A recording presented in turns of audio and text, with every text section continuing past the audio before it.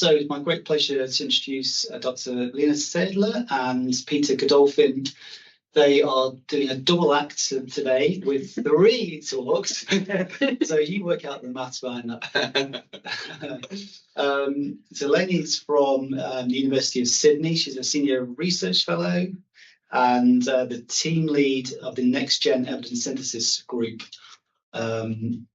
She's also co-convener of the Cochrane Prospective Meta-analysis Methods Group and has been doing a lot of fantastic work in the IPD meta-analysis field over the last few years. And Peter is a medical statistician based at the MSc Clinical Trials Unit, working on IPD meta-analysis projects, particularly in prostate cancer, and working with people like Jane Tierney, who some of us know I've worked with.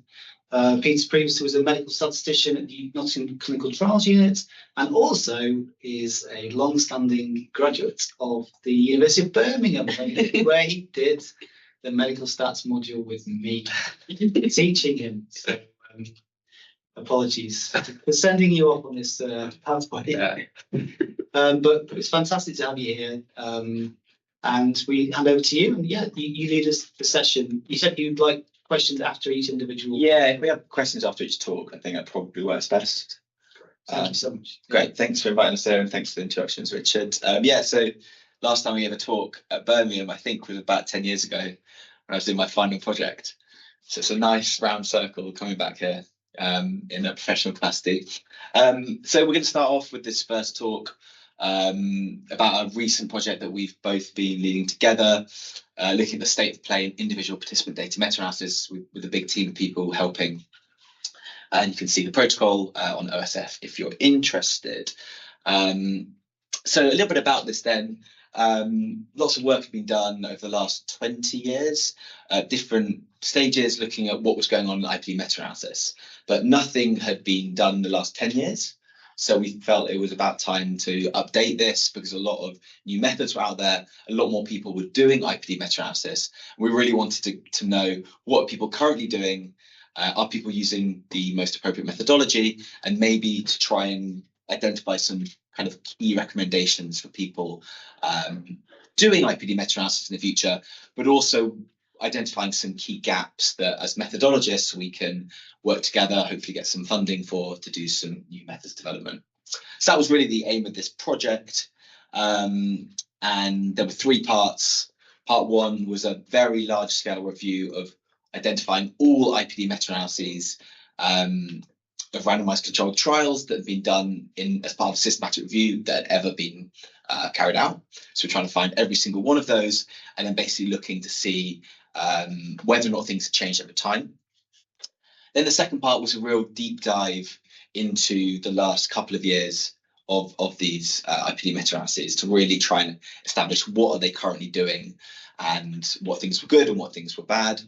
And then we were going to bring it all together and present part 1 and part 2 to a group of experts to see whether or not we could come up with some future recommendations, both for people doing IPD meta-analyses, but also some recommendations for methodological research. So I'm going to present part 1 results, very preliminary results. So I've kind of mentioned this already. We're really looking at those key characteristics and have any of these things changed over time. So we did a systematic search of these 3 databases, Medline, Embase, and the Cochrane database, from inception up to February this year. And eligible studies, I've kind of mentioned already, was any IPD meta-analysis of trials, just of trials, that had been conducted within the context of systematic review. So that review had to have searched at these 2 databases. So excluded IPD meta-analyses that only use single arms from RCTs, those that were prognostic or prediction studies that didn't have any actual answering a therapeutic question in the context of an RCT, economic evaluations and diagnostic test accuracy studies. So maybe some of the studies that you're more familiar with, potentially, but we were trying to get quite a tight group of studies all looking at the same thing. And as well as that, we've leaned on this paper from Wang and the BMJ in 2021 that searched up to 2019 for a similar eligibility criteria. So we could actually use some of their data extraction that they'd done previously, and we're collaborating with them in this project. Okay, so the preliminary results then, this is what we found. These are the number of those IPD meta-analyses, and there are 604 in total. So that's something interesting to know, and you can see how things have kind of exploded maybe from 2013, 2014, to now we're getting upwards of 60 a year IPD meta-analyses. Obviously, 2024 value is only 2 months. So yeah, there's a lot of work going on now. A lot of people are doing these. They're becoming more and more popular. So let's have a look at some of the characteristics of these. Well, these were the 3 top medical areas that were studied. So you've got circulatory system, cardiovascular, neoplasms, so cancer, and then mental health.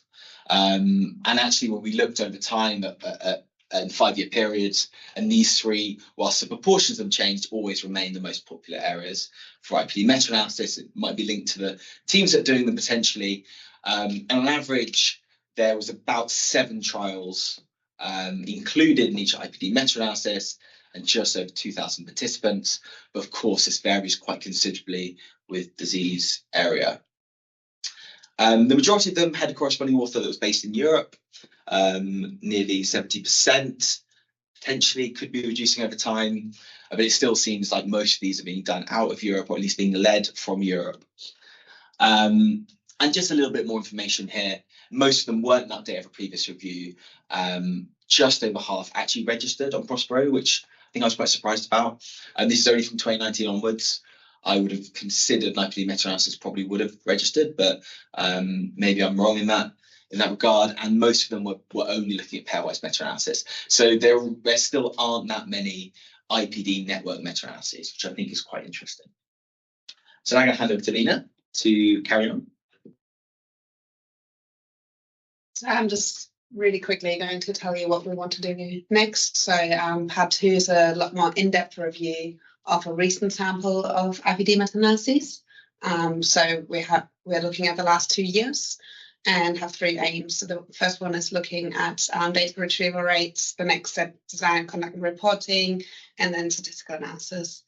Now we're looking at the same, looking at the search from the whole sample by taking the last 2 years and exclude network meta-analyses.